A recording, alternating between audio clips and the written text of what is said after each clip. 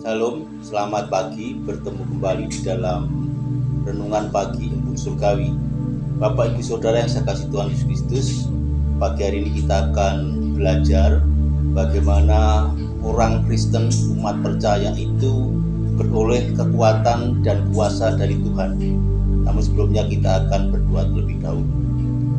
Tuhan Yesus Kristus yang penuh kasih dan kuasa, kami bersyukur telah dipilih Tuhan menjadi anak-anak yang istimewa di mata-Mu dan diproses serta diajari untuk bisa menjadi kesukaan dan kebanggaan bagi Engkau. Kiranya sepanjang hidup kami, oleh kuasa Roh Kudus, kami menjadi kesaksian yang menyenangkan hati Tuhan, dan kabar Injil melalui hidup kami bisa mencerminkan kasih dan kuasa dari Tuhan. Terpujilah nama-Mu Tuhan, kami siap mendengar, mengerti, dan siap untuk menjadi pelaku firman. Dalam nama Tuhan Yesus Kristus kami mengucap syukur. Haleluya. Amin. Bapak Ibu yang terkasih, teks yang saya ambil untuk pagi hari ini terambil dari Efesus 6 ayat 10. Beginilah firman Tuhan. Akhirnya hendaklah kamu kuat di dalam Tuhan, di dalam kekuatan kuasa-Nya. Bagaimana kita beroleh kekuatan dan kuasa dari Tuhan sebagai orang percaya? Sebenarnya ketika kita sudah mendeklarasikan di saat kita dibaptiskan di berhadapan jemaat, kita mengakui bahwa hanya Tuhan Yesus Kristus juru selamat satu-satunya. Dan lewat pembaptisan itulah saat itu juga Tuhan memberikan kekuatan dan kuasa lewat Roh Kudus untuk menolong kita. Oleh karena itu Bapak Saudara, kekuatan dan kuasa Tuhan bagi orang percaya akan kita hidupi dengan perjalanan keimanan kita. Ketika kita baca teks selanjutnya dalam Efesus 6 ayat 13 sampai 17 memberikan penjelasan di mana Paulus menekankan jemaat Efesus untuk mengambil seluruh perlengkapan senjata Allah. Lalu diajari untuk berdirilah tegap, karena lewat persenjataan Allah kita dianggap sebagai prajurit-prajurit Kristus yang dalam perjuangan dan pertarungan hidupnya bisa menunjukkan kemenangan atas kuasa-kuasa iblis. Maka itu Paulus memberikan gambaran sebagai prajurit oleh kekuatan roh kita diperlengkapi Allah dengan senjata yang luar biasa, dan kita harus tegap berdiri. Di ayat 18-nya tidak lupa untuk kita terus berdoa. Berdoalah. Dan 1 Tesalonika pun menyatakan di ayat 5 pasal 5 ayat 17, tetaplah berdoa.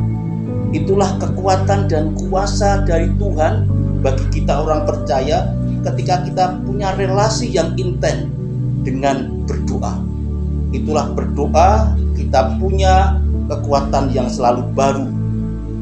Dengan demikian, lewat doa kita diajari untuk berjaga-jaga roh kita, waspada roh kita. Ini sesuatu yang luar biasa ketika kita mau menghidupi iman kita di dalam kekuatan dan kuasa dari Tuhan. Demikian pula Ibrani 12 ayat 1 sampai 2 mengatakan, Bapak Saudara, karena kita mempunyai banyak saksi bagaikan awan yang mengelilingi kita, marilah kita menanggalkan semua beban dan dosa yang merintangi kita dan berlomba dengan tekun dalam perlombaan yang diwajibkan bagi kita.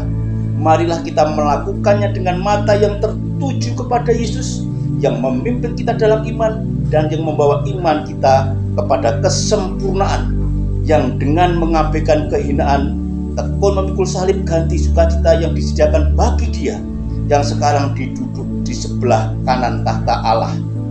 Kita di saat berdiri tegap punya relasi dengan Tuhan lewat berdoa. Kita diajari untuk melepaskan semua beban dosa, menanggalkannya yang merintang kita. Lalu kita akan berlomba dengan tekun atas iman kita untuk wajib kita tetap mengandalkan dalam kendalinya Tuhan. Kita melakukannya dengan mata yang tertuju kepada Yesus Dia yang memimpin iman kita, membawa iman kita menuju kesempurnaan. Di dalam 1 Timotius, Bapak Ibu Saudara, pasal 3 ayat 16a mengatakan, kelengkapan persenjataan Allah itu selain didukung dengan ketekunan dalam doa, tetap berdoa, melepaskan segala kehinaan dosa kita. Sesungguhnya kita lebih dalam lagi, ada sebuah relasi ibadah kita. Ya, 1 Timotius 3:16 mengatakan, dan sesungguhnya agunglah rahasia ibadah kita. Dia yang telah menyatakan dirinya dalam rupa manusia dibenarkan dalam roh.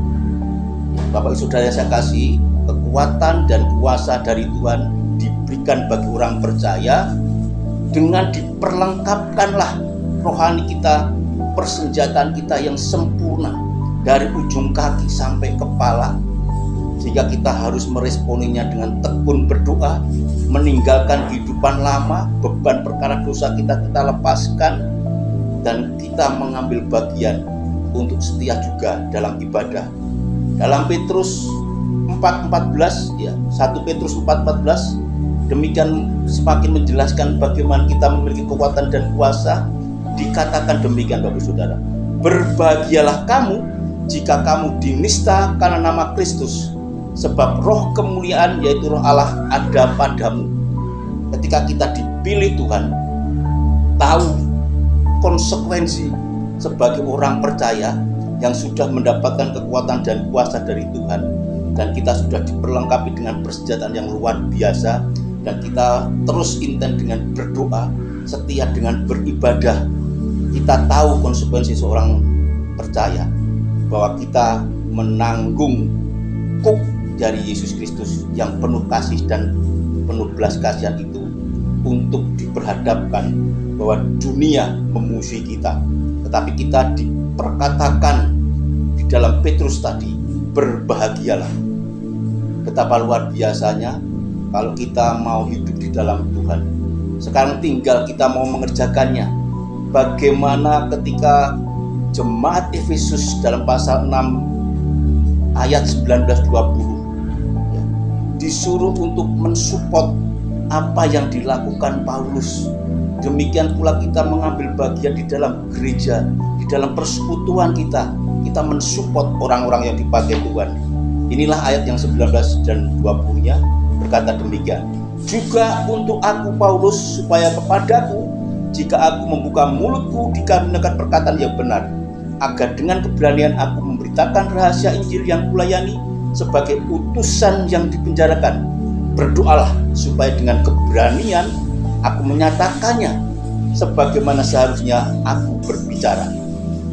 Kita menerima kekuatan dan kuasa dari Tuhan. Kita dipersenjatai dengan lengkap. Bagikan kekuatan dan kuasa kita bagi orang-orang yang dipakai Tuhan lebih dahsyat lagi, agar nama Tuhan semakin dipermuliakan dan banyak jiwa dipersembahkan kepada Tuhan kita Yesus Kristus. Tuhan Yesus Kristus memberkati kita semua. Haleluya. Amin.